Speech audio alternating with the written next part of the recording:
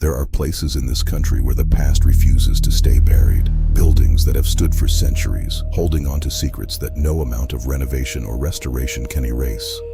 Some of these locations have been investigated by paranormal researchers.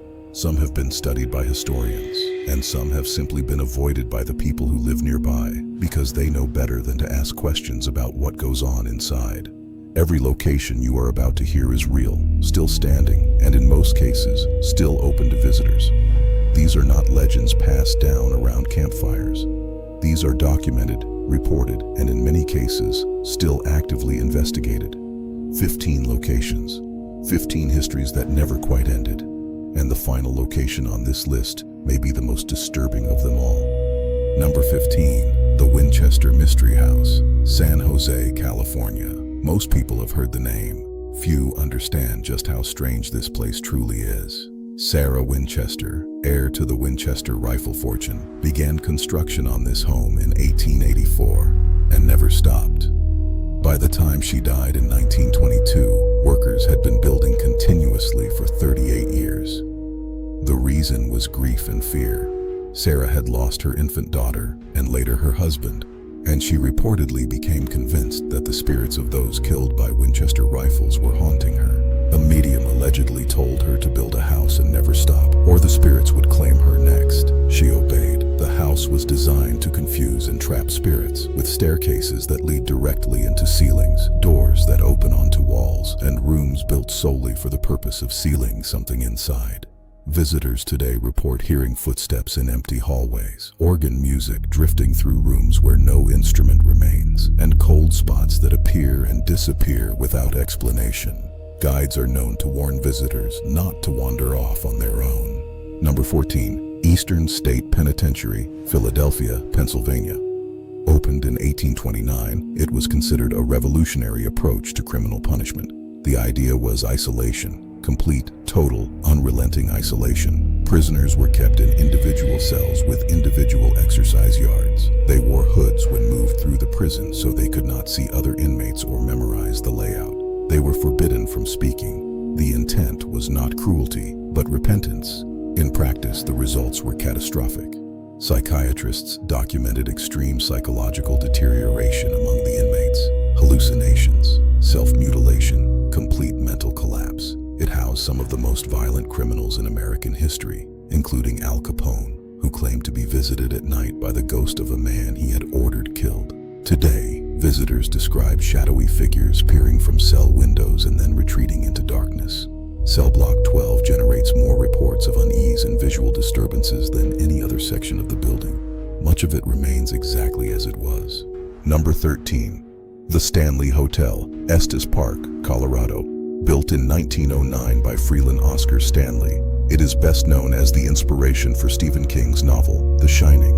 Room 217 is the most discussed room in the building. Stephen King stayed there in 1974 and reportedly had a nightmare so vivid and disturbing that he wrote The Shining in the months that followed. Guests describe being woken by someone unpacking their suitcase in the dark, only to find the room empty. Others describe small hands touching their feet.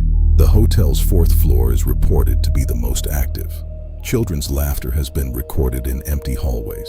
Housekeeping staff have repeatedly reported entering rooms to find furniture rearranged overnight with no explanation. A former housekeeper stated in a local interview that she stopped going to the 4th floor alone after her 3rd year of employment. Behind the marketing is something that staff and long-term guests describe as genuinely unsettling in a way that is difficult to put into words. Number 12, the Myrtles Plantation, St. Francisville, Louisiana. Built in 1796 on land that was a Tunica burial ground, legend centers on a woman named Chloe. As punishment for eavesdropping, one of her ears was cut off. She reportedly baked a poisoned birthday cake for the owner's family. Chloe was hanged by other enslaved people shortly after. Visitors consistently report seeing a woman in a green turban. Handprints appear on the hall mirror from the inside, prints that cannot be wiped away. Distorted photographs show unexplained smearing. Number 11, Trans-Allegheny Lunatic Asylum, Weston, West Virginia. Designed for 250 patients, it held more than 2,400 at its peak. The overcrowding was catastrophic. The stone walls absorbed decades of screaming, of restraint, of electroshock treatment performed without sedation. Reports consistently describe a ward on the fourth floor where a patient known only as Lily reportedly died. Visitors describe the sensation of being watched, followed by the sound of a child humming. Something has never left. Number 10. Waverly Hills Sanatorium, Louisville, Kentucky. Built in 1910 to house tuberculosis patients during one of the worst outbreaks in American history. To avoid demoralizing the living, the bodies of the dead were removed through a basement tunnel, the body chute. Room 502 generates the most consistent reports. 2 nurses are believed to have died there. Visitors report extreme emotional distress upon entering that room, including sudden crying and the overwhelming sensation of despair that has no apparent source. The weight of death is incomprehensible. Number 9. The Bachelor's Grove Cemetery, Midlothian, Illinois. A cemetery that dates back to the 1830s. Vandals destroyed headstones and graves were disturbed. Some bodies were reportedly exhumed for rituals in the 60s and 70s. Local legend holds that during Prohibition, bodies of mob victims were dumped in the lagoon. Researchers describe it as one of the most energetically active outdoor locations. Orbs visible to the naked eye have been reported. People who visit alone rarely describe feeling alone. The path passes through dense woods. Number 8.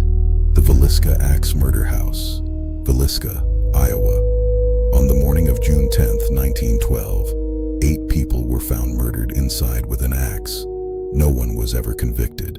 The house looks almost exactly as it did then. The windows are covered, as they were on the night of the murders.